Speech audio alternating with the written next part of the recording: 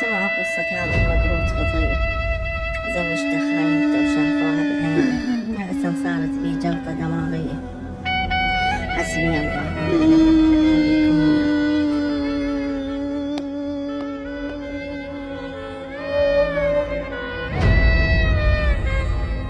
رحت دوام ورجعت شفت شخص غريب ببيتي.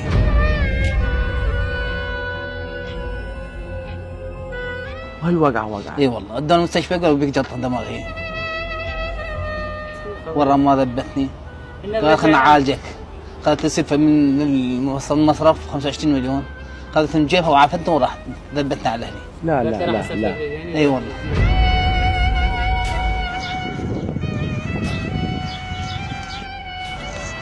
هذا كنت انا بهاي الحالة شو اسوي؟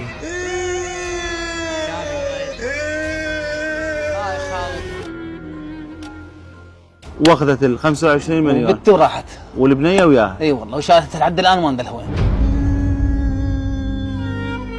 يعني قمت افكر بالانتحار كبيلك الله. لا يا الله. اريد من الله منك تنقذني ساعدني.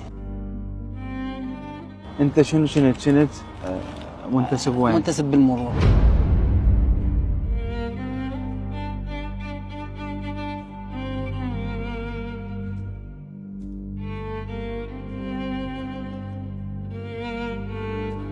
لا تنسونا من اللايك. رحم الله والديكم.